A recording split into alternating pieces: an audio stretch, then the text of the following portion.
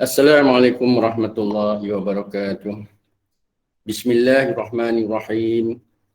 Innal hamdalillah nahmaduhu wa nasta'inuhu wa nastaghfiruh wa na'udzu billahi min shururi anfusina wa min sayyiati a'malina. May yahdihillahu fala mudilla lahu wa may yudlil fala hadiya lahu. Asyhadu an la ilaha illallah wahdahu la syarika lahu wa asyhadu anna Muhammadan abduhu wa rasuluh. Subhanaka la ilma lana illa ma 'allamtana innaka antal alimul hakim. Allahumma iftah 'alaina hikmataka wansur 'alaina min khazaini rahmatika ya arhamar rahimin. Rabbi shrah li sadri wa yassir li amri wahlul 'uqdatam min lisani yafqahu qawli. Amma ba'd. Alhamdulillah, syukur Allah Ta'ala izin lagi teman kita pagi ni untuk perkongsian ilmu dalam bab tajwid Al-Quran. Jadi kitab rujukan kita adalah perbahasan ilmu tajwid menurut riwayat Hafs an Asim melalui Thariq As-Satibiyah yang ditulis oleh Dr. Surur Syihabuddin An-Nadwi. Baik, untuk pagi ni kita di bab yang ke-6 pada muka surat 109 bagi kitab yang terbaru lah. Baik, ada permintaan supaya kelas online kita ni dioptimumkan pada apa orang kata PowerPoint. Jadi insyaAllah boleh ada Jadi kita sepintas lalu kita akan rujuk kitab dan nota. Kemudian selebihnya kita akan tumpukan pada PowerPoint. Mudah-mudahan lebih faham lah. Memanglah kalau ikutkan kelas yang saya buat selalu tu memang kita gunakan PowerPoint jadi kebetulan kita dah ada kitab dan perkataan supaya ada rujukan kita akan datang bila kita nak rujuk sesuatu permasalahan, kita tahu di mana nak cari dalam kitab ni, insyaAllah. Baik, pagi ni kita di bab yang ke-6 iaitu hukum mat Jadi kitab ni dia menerangkan ada 14 keseluruhannya yang dibahaskan dalam kitab ini yang berkaitan dengan hukum mat, ahkamul mudud. Jadi di situ banyaklah banyak nama-nama dia yang kalau boleh kita hafal semualah dan kita kenal lah setiap nama, setiap hukum ni macam mana nak mengenali dia InsyaAllah kita akan terangkan sikit-sikit nanti. Kemudian seterusnya dia dalam kitab ni ada diterangkan tentang pengertian mat Kita tengok sekali lalu bagaimana kita nak baca pada huruf-huruf mat tu. Kemudian dia seterusnya dia fokuskan kepada muka surat 112 tu pada hukum mat asli ataupun mat tabi'i. Bagaimana untuk mengenali hukum mat ni.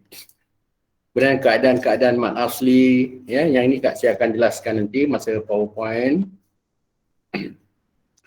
Kemudian seterusnya dia membahaskan tentang mat asli yang berlaku pada keadaan wasal dan waqaf. Yang ini dalam hukum mat asli kalimi disebut. Kemudian tanda-tanda mat asli kalimi, bagaimana nak baca, keadaan dia. Kemudian seterusnya hukum mat tamkin, bagaimana nak mengenali mat tamkin, kenapa dinamakan mat tamkin. Kemudian sedikit yang saya nak terangkan pada muka surat 117. Ini ada kaitan dengan kelas kita malam tadi, iaitu pada lafaz jalalah. Okey, penerangan dia di sini dia kata lafaz jalalah adalah mat asli juga. Huruf lam bersabdu pada lafaz jalalah iaitu Allahu ataupun Allahumma tu. Kedua-dua lafaz di atas adalah mat asli yang dibaca dengan dua harakat. Yang ini pada lam yang bersabdu tu dibaca dengan dua harakat yang berbaris fathah. Walaupun tidak terdapat huruf alif atau tanda alif kecil selepas lam bersabdu tu. Ya. Kenapa begitu? Kita tengok penjelasan dia. Para qurra' telah bersepakat untuk tidak menandakan lafaz Allah dengan sebarang tanda mad ataupun tanda mad asli di dalam Quran bersama Utsmani, demi membezakan lafaz Allah itu dengan lafaz Allat, ya, yang bermaksud Tuhan berhala. Yang ini rujukannya adalah pada surah An-Najm ayat yang ke-19, ya. Apa ra'aitumul Lata wal Uzza. Allata ni. Ini Allata ni merujuk pada Tuhan berhala. Jadi dia tak mau menyamai pada lafaz Jalalah tu ada alif nanti terkeliru, ya, seolah-olah macam nama Tuhan berhala pula. Okey, para qurra' bersepakat mewakafkan lafaz Allata dengan Allat, iaitu dengan ta terbuka, ya, ta taknis. Tetapi qira'at Al-Kisai mewakafkan secara Allah. Yang tu yang jadi apa sikit kemuskilan. Ni seolah bunyi macam kalimah Allah tu dengan dia baca dengan ta simpul tu. Walaupun lafaz ini hanya terdapat di satu tempat sahaja di dalam Al-Quran, tetapi perbezaan pada penulisan tetap dibuat dengan menandakan alif kecil pada Allata tadi. Ya, kalau kita perasan, ya, pada selepas lam yang bersabdu tu ada alif kecil pada kalimah Allata tu. Boleh rujuk dalam kitab. Ya. Tapi tidak pada kalimah Allah. Jadi kalimah Allah pada lam bersabdu tu tidak diletakkan alif kecil. Kalau dulu ada, ya, yang Quran lama dulu. Yang Resam Utsmani sekarang ni dia tak buat gitu dah. Dia biarkan lam sabdu tu kosong begitu sahaja. Ini adalah kerana nak mengelakkan kekeliruan yang mungkin timbul pada kedua-dua perbezaan tersebut. Ya. Jadi itu. Cuma nak diingatkan pada lafaz Jalalah, ya, dia ada dua bacaan pada lam yang bersabdu. Satu dibaca dengan taghliz, iaitu bunyi la, dua harakat. Satu dibunyi dengan takkid, la. Ya. Ini kalau dibaca dengan taghliz, apabila huruf sebelum kalimah Allah tu berbaris fathah ataupun dhammah, dibaca dengan takkid apabila huruf sebelum lafaz Jalalah tu kalimah Allah tu berbaris kasrah, ya. Yang semalam kita dah sentuh. Baik, seterusnya, dalam kitab ni pada muka surat 118, ya, dia membahaskan tentang mad asli pada huruf ringkas, ya, ataupun pada bawatul suar, itu permulaan surah yang disebut mad asli harfi, ya. Bagaimana, ya, dia berlakunya mad asli harfi ni pada huruf ringkas ni. Nanti saya akan terangkan dalam PowerPoint. Seterusnya dalam bahagian yang ketiga, ya, perbahasan tentang mad asli yang berlaku ketika waqaf, iaitu mad iwad. Ini dinamakan mad iwad. Ya. Penjelasan yang ada di situ, mad iwad ni, ya, tanda dia yang kita dah faham, apabila berbaris dua atas, selepasnya ada alif. Bila diwakaf dia jadi hukum mad, bila diwasalkan dia menjadi dia terikat dengan hukum nun sakinah tanwin. Ya. Cuma perbahasannya dalam ketika wakaf sahaja mad iwad ni. Kemudian kita tengok di muka surat 121 tadi, ya, ada juga yang diterangkan tentang 6 perkataan dalam Al-Quran yang memakai simbol bujur tegak, ya, itu siful mustatil. Jadi ini ada kaedah bacaan, ya, di mana diwakafkan dengan mad, diwasalkan tanpa mad, ya, yang kita dah tahu. Kemudian ada beberapa penerangan tentang bacaan yang berkaitan dengan qiraat, ya, pada kalimah salasila tu, ya, di muka surat 122 saya akan jelaskan nanti. Juga pada kalimah qawarira, ya, surah Al-Insan. Kemudian yang bahagian yang keempat dalam kitab ni, ya, di bab yang ke-6 ni, dia membahaskan tentang mad asli yang berlaku ketika wasal, iaitu yang dinamakan mad silah sughra. Jadi rujukan-rujukan ini, ya, bila kita tak faham nanti, itulah bahagian-bahagian dia nanti, ya, kalau kita tak berapa faham untuk mengenali tentang hukum mad.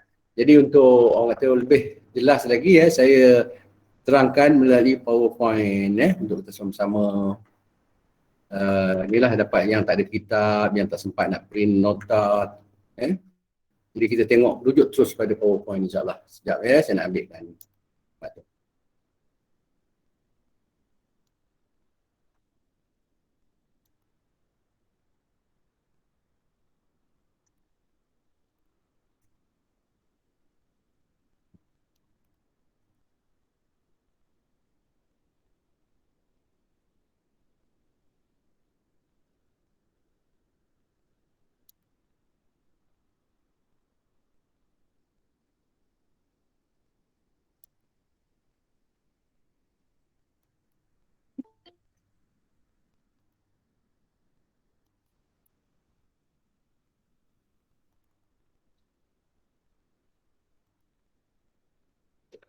Okey ya.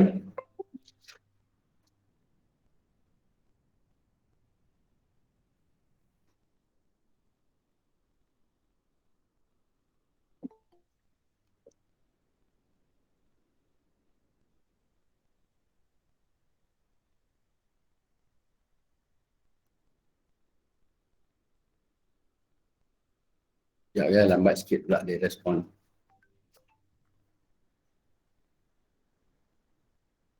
Baik. Dalam pembacaan Al-Quran kita tahu ya, ini adalah satu perintah ya daripada surah Muzammil ya, yang keempat yang kata, yang disebut sebagai waratilil Quran tartila tu. Itulah sebabnya kita nak belajar tajwid ni ya, kerana Al-Quran ni perlu dibaca dengan tartil ya. Juga satu lagi ayat dalam Al-Quran kita jumpa ya, a'udzubillahi minasyaitonirrajim. Alladzina atainahumul kitab yatlunahu haqqa tilawatih ulaika yu'minuna bih wa man yakfur bihi fa ulaika humul khasirun. Ya. Itu orang-orang yang kami berikan kitab kepada mereka sedang mereka membacanya dengan sebenar-benar bacaan, ya, tidak mengubah dan memutabelitkan maknanya. Mereka itulah orang-orang yang beriman kepadanya, insya-Allah ya.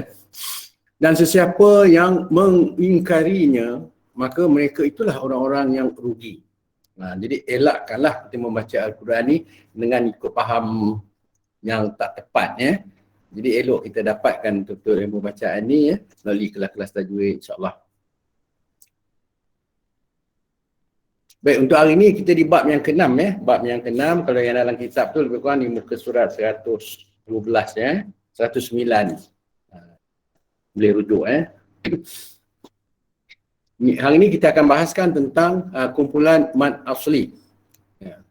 Dalam kumpulan mad asli ni dia ada mad asli mutlak, mad asli harfi, mad iwad dan mad silah surah. Baik, tujuan kita lah untuk melaksanakan bacaan Al-Quran secara bertajwid, bagi tujuan menyempurnakan bacaan. Okey, perlu diingatkan ya, hukum mad ni paling banyak jugalah di dalam bacaan Al-Quran kita. Jadi pastikan kita mengenali setiap hukum mad itu dan harokat-harokat yang perlu dibaca pada setiap hukum tu. Sebab apa? Harokat mad ni tidak sama ya. Jadi kita bagikan hak setiap hukum mad ni sama ada 2 harokat, 4 harokat ataupun 6 harokat. Baik, sebelum tu ya, bacaan Al-Quran yang kita amalkan, inilah dia sanad dia yang dikatakan sanad dia, rantaian bacaan ambilan kita tu. Jadi selalu saya sebut apa yang kita belajar ni, apa yang kita amalkan dalam bacaan Al-Quran adalah mengikut Thoriq Shatibi, mana aliran Shatibi. Jadi dalam bacaan perlulah kita patuhi Thoriq Shatibi ini ya, di mana antara contohnya pada hukum mad ni sendiri ya, ada yang kita kata sesuatu hukum tu boleh dibaca 4, 5 ataupun 6 ya. Jadi dalam Thoriq Shatibi dia tetapkan ya, kalau 4 saja, tidak ada 5. Begitu maksud dia ya. Jadi kita akan ambil satu persatu nanti. Jadi daripada Shatibi ni itulah guru-guru dari atas tu ya. Antara ni Al-Hasimi, kemudian Ubaid, ya, terus pada Hafs bin Sulaiman, daripada Hafs ni naik kepada ke atas pada Imam Asim. Imam Asim pula guru dengan Abdul Rahman Al-Sulami. Kemudian Abdul Rahman Al-Sulami ni dah ramailah guru dia ya. Jadi antaranya Ali bin Abi Talib. Ali bin Abi Talib dia mengambil daripada Rasulullah SAW. Itulah rantaian bacaan yang kita amalkan sampai ke kita hari ini, insya-Allah ya. Ini sedikit sebagai inilah ya, sebagai ilmu pengetahuan kita. Baik, ciri-ciri tartil ni kita dah tahu mesti ada 7 perkara ni. Ya, yang pertama mudud, ya, insya-Allah yang akan kita bahaskan dalam siri-siri berikut ni. Yang kedua ni gunah, kita dah selesai ya, bab gunah. Kemudian tafkhim dan tarkik, iaitu bacaan tebal dan nipis. Kemudian makhraj dan sifat huruf juga kita dah selesai semasa seminar dulu ya, harap-harap dapat membantu. Kemudian yang ke 5 ni resam dan dhab. Okay, resam dan dhab ni semasa kita bertalaki saya boleh jelaskan ya mana yang kita jumpa nanti. Kemudian kita akan jelaskan juga dalam kelas online ni, insya-Allah. Kemudian yang keenam dalam bab waqaf dan ibtidak, iaitu berhenti pada bacaan di tempat-tempat yang tertentu dan bagaimana untuk memulakan balik bacaan. Jadi dalam bab waqaf dan ibtidak ni ada yang dilarang, ada yang harus, ada yang dituntut. Ibtidak juga begitu, ada yang dibenarkan, ada yang dilarang. Kemudian yang ketujuh ni qiraat. Qiraat ni kita akan sentuh juga kalau sempat dalam kelas tajwid. Kalau tak pun masa bertalaki tu memang kita akan selalu jumpa. Terutama yang dah banyak baca yang hampir nak khatam tu mungkin dah banyak tempat lah kita jumpa bacaan qiraat ni yang disebut bacaan gharib. Tapi apa pun kita akan jelaskan juga di dalam kelas tajwid online insya-Allah. Baik, pada hukum hudud. Bagi mengenal hukum mad, kita kena, ini asas dia, Hukum mad, bacaan panjangnya ada yang 2, 4, 5 atau 6 harakat. Ini secara umumnya pada huruf-huruf mad. Ingat, untuk membaca Al-Quran yang nak dipanjangkan pada hukum mad ni adalah pada huruf mad tu. Iaitu pada alif, waw ataupun ya. Ini huruf mad. Tiga-tiga huruf ni adalah huruf mad. Jadi kalau kita nak panjangkan 2 harakat pada alif, waw ataupun ya tu 2 harakat. Pastikan di situ 2 harakat, barulah kita ambil huruf yang di depan dia. Ataupun nak baca dengan 4 harakat pada hukum ma'rif disukun contohnya. Panjangkan dulu pada alif, waw ataupun ya 4 harakat, barulah dimatikan huruf selepas tu.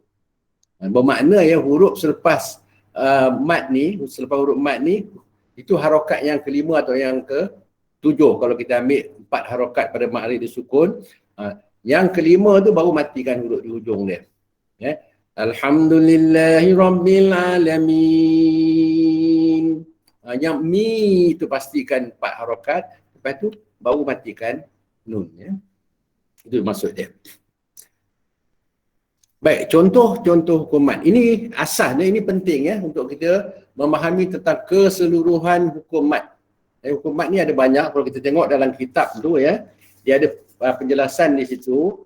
Di muka surat 109 ada 14 nama hukum mad. Jadi kejadian tu berbeza-beza lah. Jadi asasnya mesti bermula dengan ni.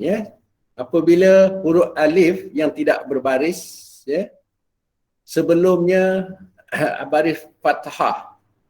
Itu mad asli lah tu. Ataupun secara umumnya hukum mad. Tapi bacaan dia ada yang 2, mungkin 4, mungkin 6. Tapi asasnya nak mengenali hukum mad, pastikan kalau alif tu tidak berbaris, huruf sebelumnya fathah. Ataupun huruf ya sebelumnya kasrah, ataupun huruf waw sebelumnya dhammah. Itu secara umumnya hukum mad lah tu. Nama dia mungkin bergantung kepada pertemuan dia nanti yang kita akan bahaskan selepas ni. Baik, seterusnya ini dia. Kita terus kepada makna mad. Apa makna mad? Pada bahasa, penambahan atau pemanjangan. Pada istilah, memanjangkan suara dengan salah satu daripada huruf mad ataupun huruf lin. Huruf mad ni apa? Kita dah tahu alif, waw ataupun ya. Itu huruf mad. Huruf lin pula ialah huruf ya dan waw yang bertanda sukun. Itu huruf ya lin ataupun waw lin. Nak dipanjangkan pada huruf-huruf mad ni lah. Sama ada dalam hukum mad asli ataupun mad lin. Yang kita baca dalam keadaan waqaf, mad lin arid disukun.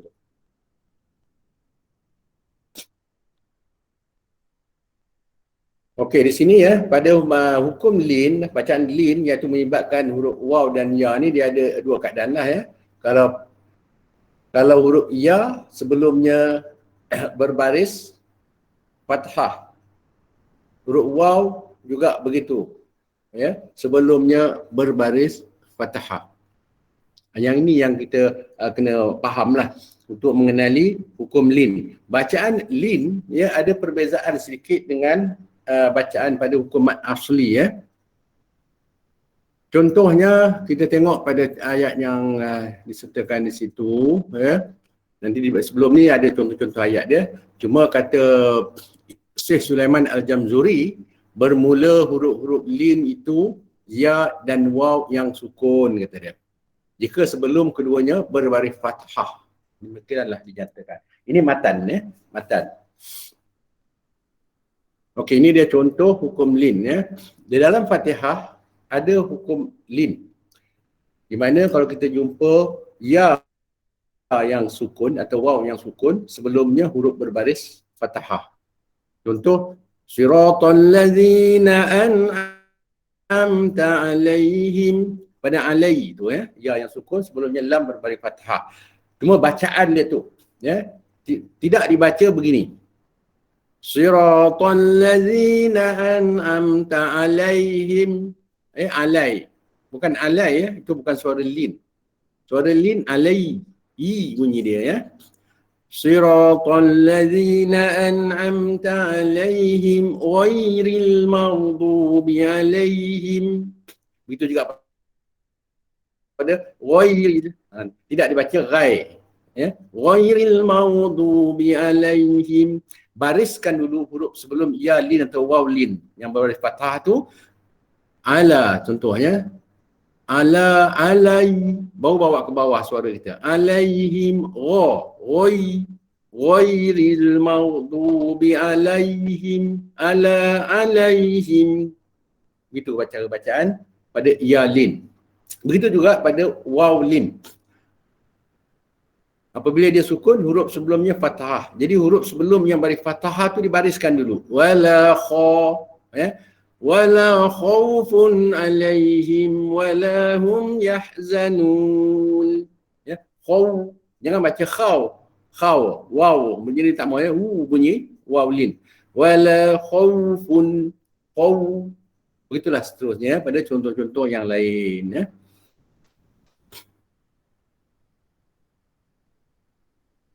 Jadi itulah cara-cara lin yang ada tadi. Baik. Ini cara kita nak mengenali hukum-hukum mat. Apabila kita berjumpa huruf alif, waw ataupun ya, secara umumnya ia dibaca satu harakat. Tetapi apabila huruf sebelumnya, contoh bagi alif, huruf sebelumnya berbaris fathah, maka alif tu dibaca dengan dua harakat. Begitu juga bagi huruf waw dan ya. Contoh ma, contoh su, si, dipanjangkan pada alif, waw ataupun ya yang merupakan huruf-huruf mat. Kalau dia bersendirian, satu harakat. Kalau dalam keadaan disambungkan dengan huruf sebelumnya mengikut baris-baris masing-masing, dia dibaca dengan dua harakat. Maka ada ketikanya huruf alif, waw ataupun ya ni dibaca 4 ataupun 5, Sebenarnya dalam Shatibi dia mengambil bacaan 4 harakat sahaja, Cuma yang kata boleh 5 tu dalam Imam Taisir, boleh satu guru. Kalau nak ambil 5 pun tak adalah masalah, Cumanya pada huruf mat yang dipanjangkan, ma, contoh 4 harakat pada situ, su, si.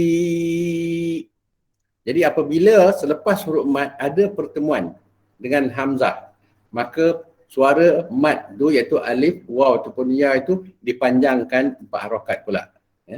Kalau dia tidak bertemu dengan hamzah, maka dia dibaca 2. Kalau bertemu dengan hamzah di sini dia dibaca 4. Itu Begitu juga dia boleh dibaca dengan 2, 4 ataupun 6 pada hukum ma'rif disukun nanti, Contoh-contoh ni kita dah biasa dengan hukum ni. Ar-Rahim. Di sini. Boleh dibaca 2, 4 ataupun 6. Kemudian ada juga pada mat yang dibaca dengan 6 harakat. Pada hukum mat lazim. Mat lazim. Yang ni dalam hukum-hukum mat far'i nanti kita akan bahaskan. Begitu juga mat lazim ni ada 2. Satu dia datang dalam keadaan harfiah dalam bentuk huruf. Satu lagi dia datang dalam bentuk kalimah. Sama ada mat lazim harfi atau mat lazim kalimi. Di sini wajib dibaca dengan 6 harakat. Tidak boleh baca 4. Jadi biasakan dalam masa talaki nanti pada hukum-hukum mat lazim bezakan dengan hukum mad jaiz atau mad wajib atau mad alif sukun yang kita ambil 4 harokat contohnya. Pada mad lazim pastikan suara mad tu dilebihkan sehingga 6 harokat. Baik, ini contoh pada hukum-hukum mad. Bila kita perhatikan apabila ada huruf waw yang tidak berbaris sebelumnya dhammah ataupun huruf alif yang tidak berbaris sebelumnya fathah ataupun huruf ya yang tidak berbaris sebelumnya kasrah, itu semua adalah hukum-hukum mad. Cuma pemanjangannya bergantung pada apa yang berlaku selepas huruf mad ni. Kalau dia tidak bertemu dengan hamzah ataupun sukun, maka dia kekal dengan 2 harokat. Bila bertemu dengan hamzah ataupun sukun, maka suara mad tu ada yang dibaca, boleh dibaca dengan 2, ada yang dibaca dengan 4, ada yang dibaca dengan 6 harokat. Itulah perbezaannya. Yang ni tak payah contoh, mungkin kita semua dah faham. Tapi tak apa, saya contohkan sedikit. Qul Bismillahirrahmanirrahim. Qul a'udzu birabbin nas. Pada alif mad pada ayat yang pertama tu dipanjangkan 4 harokat. Yang kelima tu baru kita matikan sin. Okey, sedikit tentang menghalusi bacaan untuk menyempurnakan bacaan. Qul a'udzu. Kita dah belajar tentang makhraj huruf dan sifat huruf kan. Hamzah duduknya di pangkal kerongkong. Ain duduknya di tengah kerongkong. Jadi bezakan sebutan dia A'u. Jangan qul a'u sama bunyi a'u ataupun qul a'u hamzah jadi ain. Hati-hati dalam bacaan supaya dibezakan suara hamzah dan ain. Begitu juga bila kita berjumpa dengan nun yang bersabdu tu, pastikan dengung 2 harokat dulu, baru dibariskan dia. Dan dia berjumpa dengan huruf mad, maka dipanjangkan. Bila kita nak wakafkan pada sin, di sini elok ambil 4 harokat.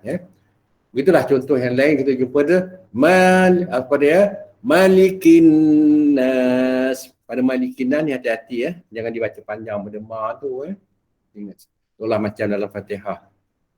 Begitulah seterusnya. Bila kita berjumpa dengan huruf-huruf mad, alif, waw ataupun ya, maka kalau tidak ada bertemu dengan hamzah ataupun sukun, dibaca 2 harokat.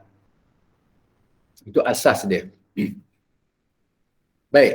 Daripada asas huruf-huruf mad tu tadi, alif, waw dan ya dalam keadaan baris sebelum dia, kalau alif sebelum dia fathah, waw sebelum dia dhammah, ya sebelum dia kasrah, maka berlakulah ini dia hukum-hukum mad yang kita akan belajar nanti.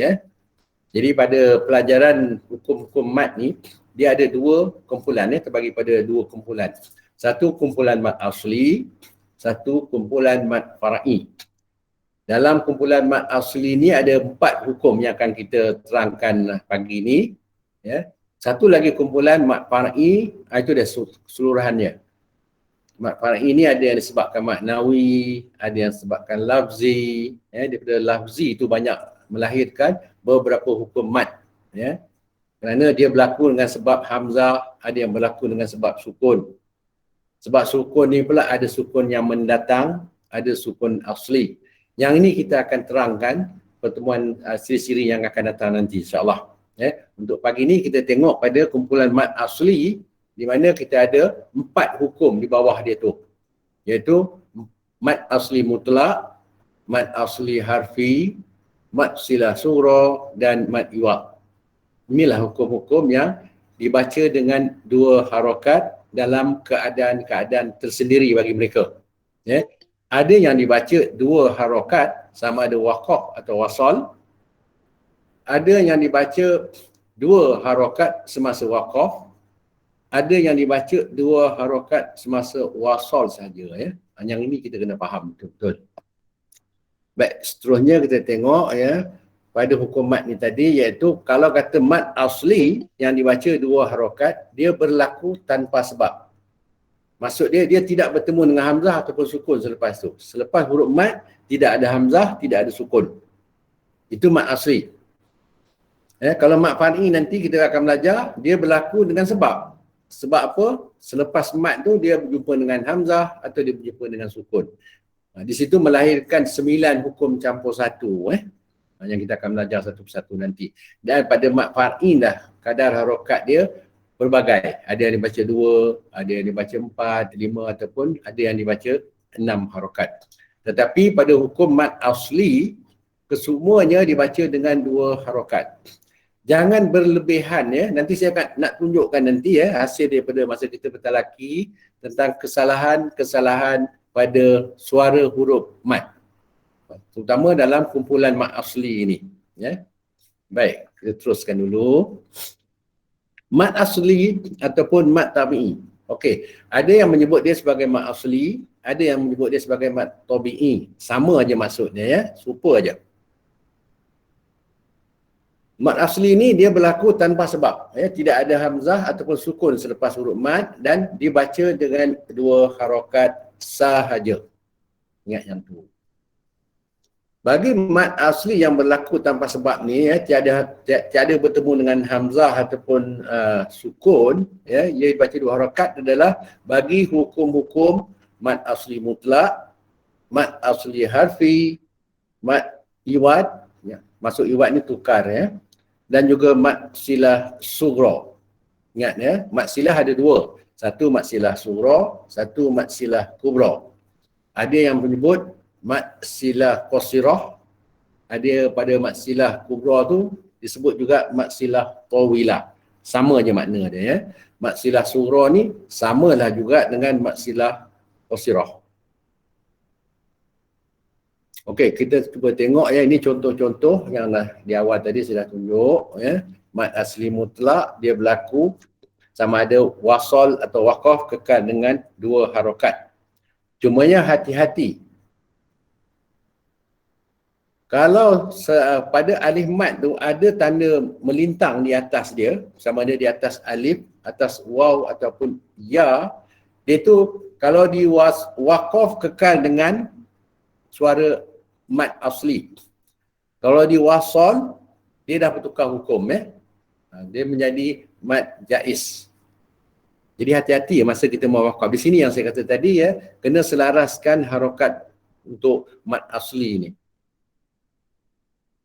Baik, kita kenali satu persatu Dalam hukum mat asli, dia ada 6 keadaan.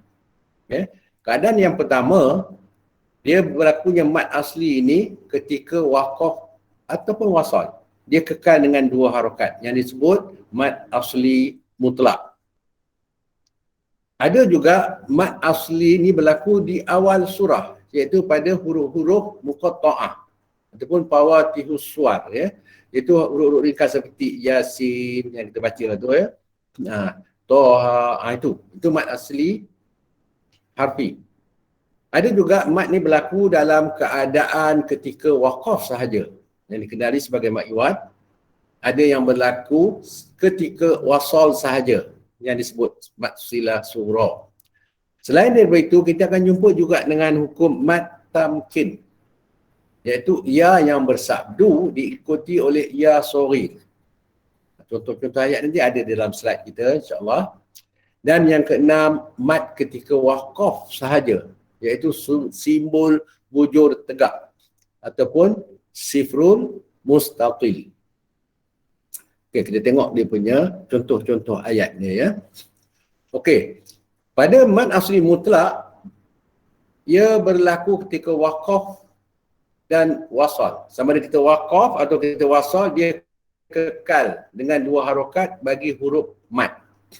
Contoh di sini pada surah Hud tu tilka min amba il-ghaibi nuhiha. Perhatikan hiha, ha tu di atas huruf alif mat tu ada tanda melintang. Itu semasa waqaf kekalkan 2 harokat. Kadang-kadang ada juga yang terlajak harokat. Dibaca panjang di situ. Tilka min anba'il ghaibi nuhiha. Kita ingat dia nak sambung, apa dia berhenti. Sebenarnya dalam keadaan begitu, kalau waqaf dia menjadi mat asli mutlak. Baca 2 harokat. Bila diwasalkan baru dipanjangkan 4 harokat. Tilka min Tilka min anba'il ghaibi nuhiha ilaik.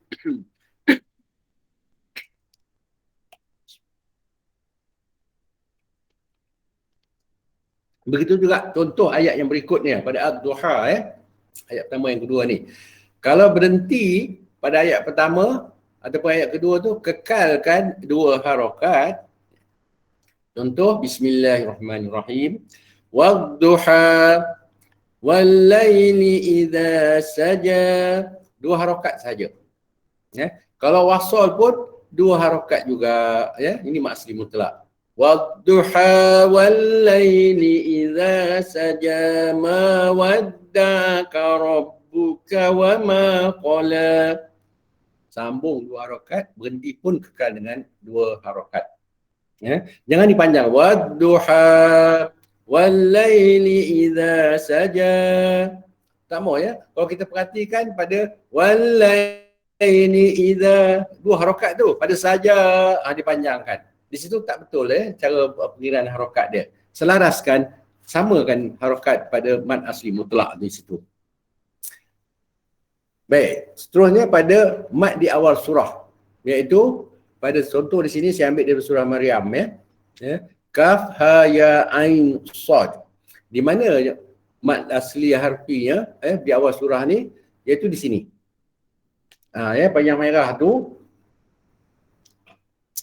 kaf itu dibaca dengan 6 harakat kerana kita perhatikan situ ya. Kaf alif fa. Kaf alif tu mad, selepas tu fa. Ini bukan mad asli ya.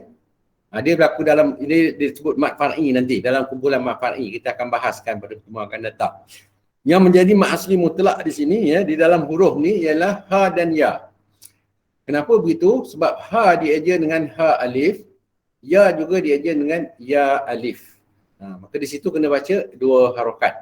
Ha ya. Jadi dalam ayat ini pada kaf tu mad lazim, ain juga mad lazim, sad juga mad lazim. Maka dibaca 6 harakat lah pada ketiga-tiga huruf tu. Tetapi pada ha dan ya tu dibaca dengan 2 harakat. Ya. Contoh ya. Ka ha ya ain sad. Pada ha dan ya itu kekalkan 2 harakat. Itu dia berlaku dalam huruf yang disebut mad asli harfi. Seterusnya contoh pada mad ketika waqaf sahaja, iaitu dia berlaku pada hukum yang dinamakan mad iwad. Mad iwad ni senang nak dikenali dia apabila huruf yang berbaris 2 di atas, selepas dia ada alif. Kalau kita waqaf padanya, bacalah dengan 2 harakat.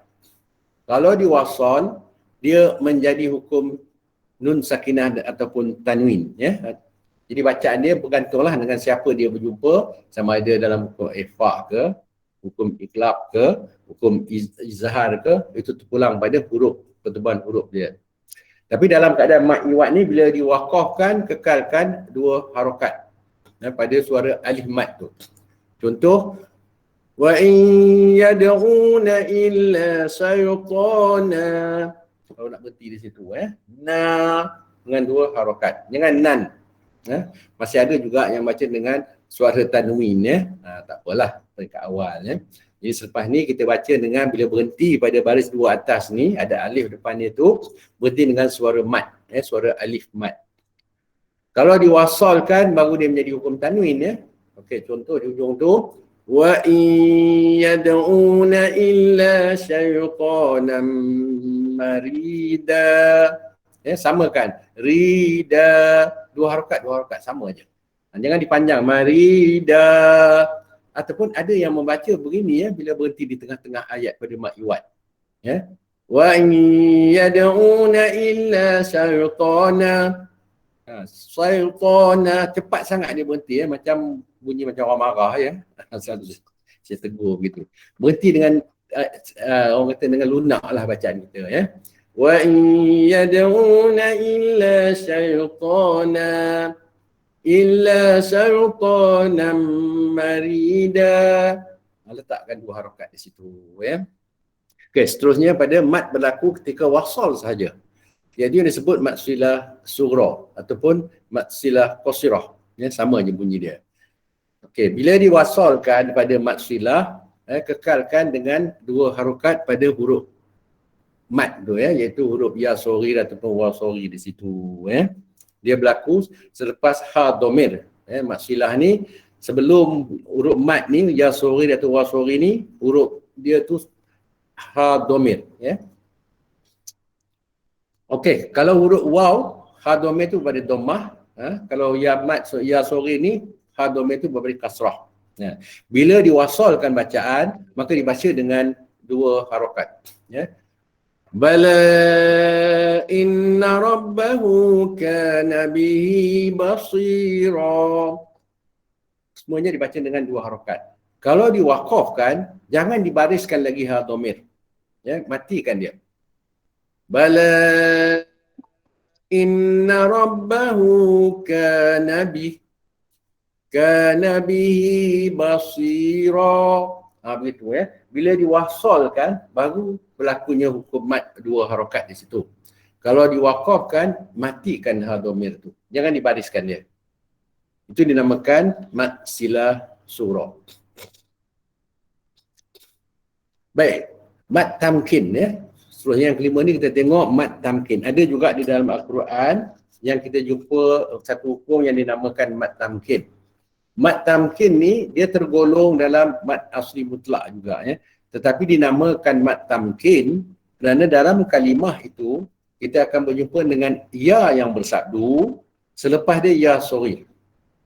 Itu mat tamkin ya, seperti contoh ayat di atas tu. Jadi ini bermaksud di situ ada 3 huruf ya. Ya yang bersabdu tu mewakili 2 huruf ya dan ya satu lagi tu ya saghir itulah. Jadi bila ada 3 huruf ya di sini, maka itulah yang dinamakan mat tamkin.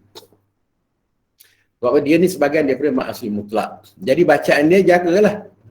Jaga pada suara mat. Juga kena jaga pada suara ya yang bersabdu tu. Contoh, wa id auhaitu ilal hawariyin. Hawari, ri. Di situ tekankan dulu, baru dibariskan yin pada ya saghir tu. Itu mat tamkin di situ. Kalau diwasalkan, suara ya saghir itu 2 harakat. Kalau diwaqafkan, kita boleh ambil 4 harakat. Menjadi mat arid disukun. Kalau diwasalkan, dia dengan suara mat asli, mutlak. 2 harakat ya. Tapi dinamakan mat tamkin kerana terdapat 3 ya di situ. Dia berlaku pada ya mat sahaja pada waw tidak. Ada dalam kitab dia kata terlibat juga dengan waw. Tapi kalau kita bedah pada hukum tu, di situ bukan ada 3 waw, dia ada 2 sahaja. Di situ yang perbezaan dia. Yang dia kata tamkin ni dia ada 3 huruf di situ, iaitu yang melibatkan huruf ya sahaja. Okey. Kemudian mat ketika waqaf sahaja, iaitu simbol bujur tegak. Yang dikatakan sifrul mustatil. Jadi bila kita waqafkan bacaan pada alif yang ada tanda bujur tegak ni, maka diwaqafkan dengan 2 harakat. Kalau diwasalkan, alif tu tidak dibaca sebagai huruf mat. Itulah perbezaannya. Contohnya, وَقَالُوا رَبَّنَا إِنَّا أَطَعْنَا سَادَتَنَا. Sekejap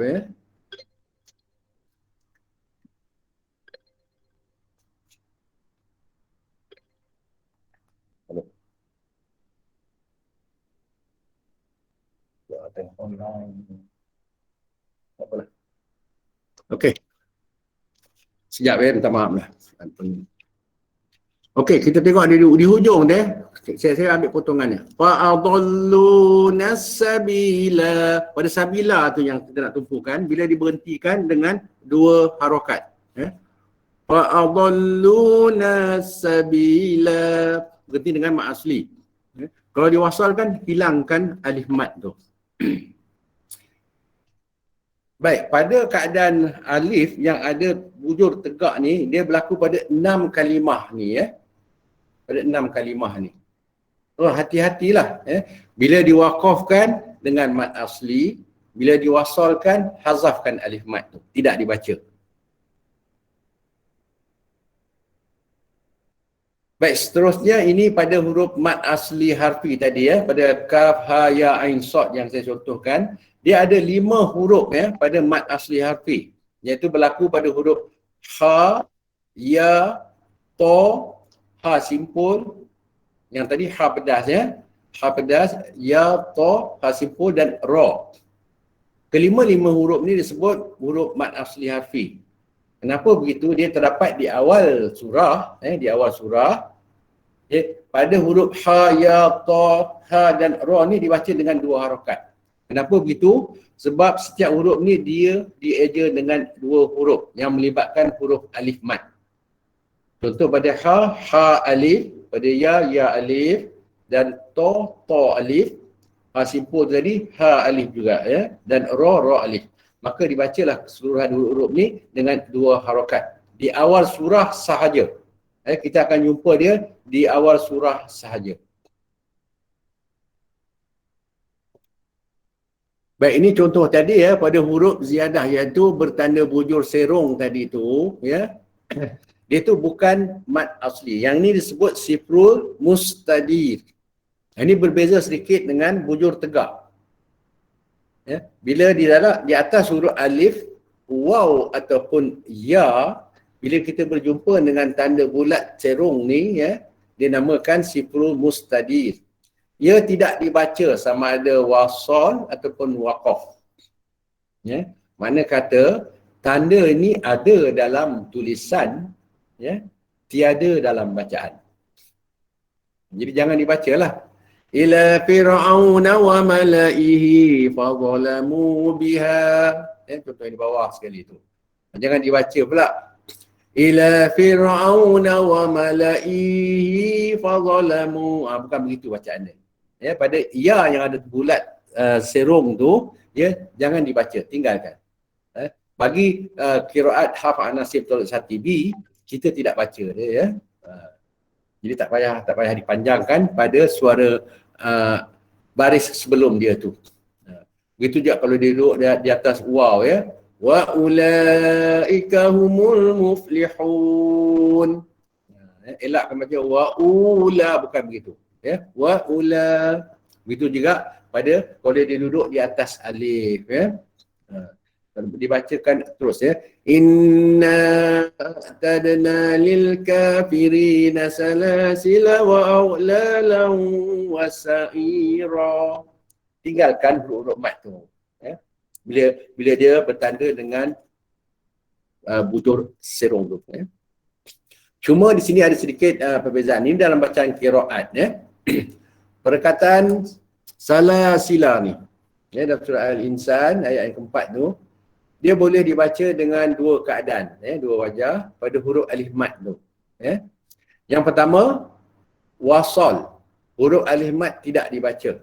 Maksud dia, ya, inna a'tadna lil kafirina salasila wa aghlalan wa sa'ira.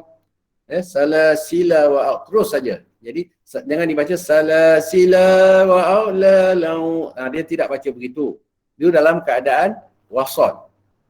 Dalam keadaan waqaf ya, dia ada 2 cara, dengan mengekalkan huruf alif ataupun membuangnya.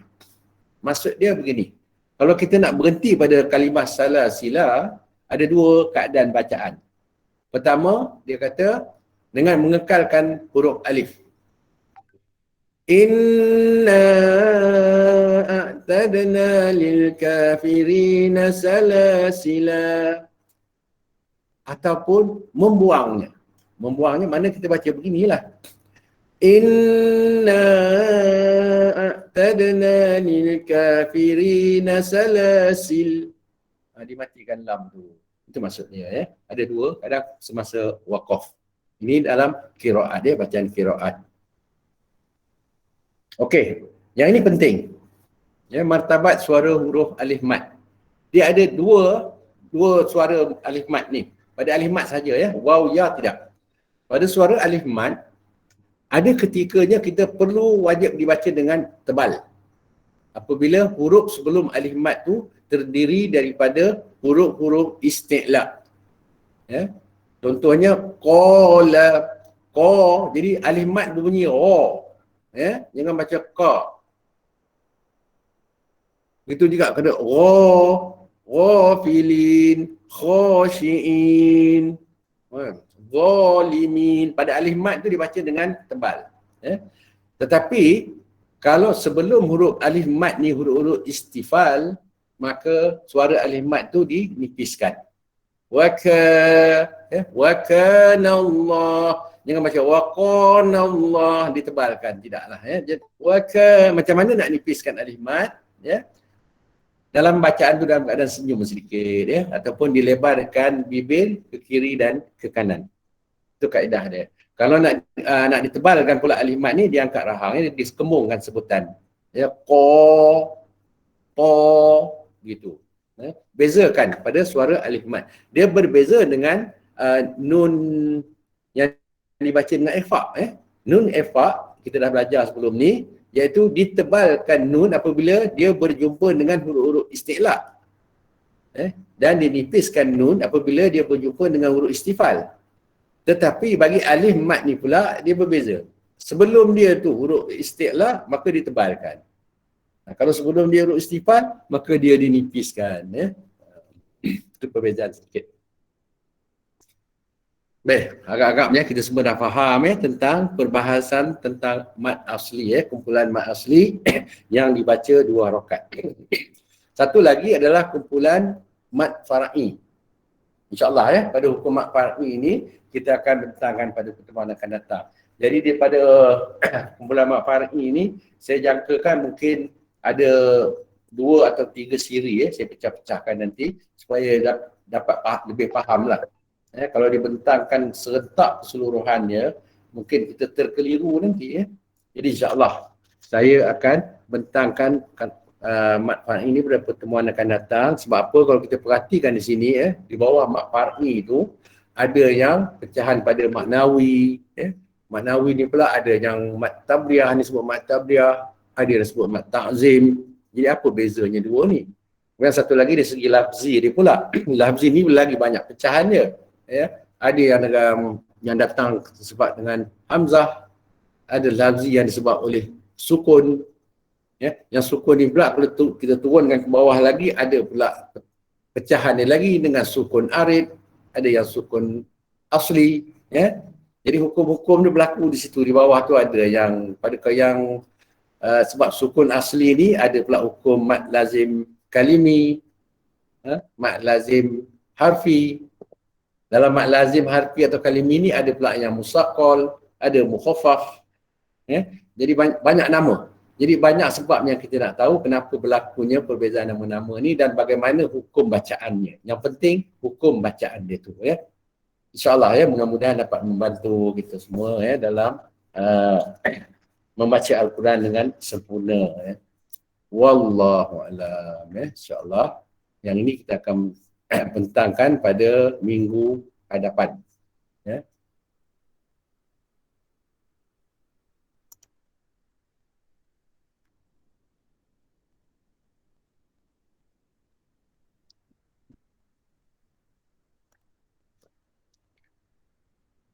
Okey ya. Untuk apa pada hukum mat asli yang dibaca dengan 2 harakat yang terdiri daripada mat asli harfi ya, pada mat asli mutlak, mat iwad dan mat silah selesai pagi ini insyaAllah ya. Pada minggu depan kita akan masuk pada hukum-hukum pada mat far'i pula ya. Ada beberapa nama nanti yang akan kita bentangkan, antaranya pada mat muttasil ya, munfasil, begitu juga dengan mat silah kubra ya, dan mat badal insyaAllah. Baiklah ya, kita tangguh dulu teman kita setakat ini ya. Mudah-mudahan dapat membantu kita dalam bacaan Al-Quran dengan baik insyaAllah ya. Kita tangguh dengan doa ya, mudah-mudahan Allah Ta'ala berkati majlis kita ini insyaAllah. A'udzu billahi minasy syaithanir rajim. Bismillahirrahmanirrahim. Alhamdulillahi rabbil alamin, hamdan syakirin, wal aqibatu lil muttaqin. Wassalatu wassalamu ala rasulina Muhammadin wa ala alihi wa sahbihi ajma'in. Allahumma rabbana taqabbal minna innaka antas sami'ul alim wa tub alaina innaka antat tawwabur rahim. Allahumma nawwir qulubana bihidayatika kama nawwarta as-samsa wal qamar. Allahumma dzakkirna minhu ma nusina wa 'allimna minhu ma jahilna. Rabbana atina fid dunya hasanah wa fil akhirati hasanatan wa qina adzaban nar. Wa sallallahu ala sayyidina Muhammadin wa ala alihi wa sahbihi wa sallam. Walhamdulillahi rabbil alamin. Taqabbalallahu minkum minna wa minkum taqabbal ya karim. Subhanakallah wa bihamdika asyhadu an la ilaha illa anta astaghfiruka wa atubu ilaik. Assalamualaikum warahmatullahi wabarakatuh.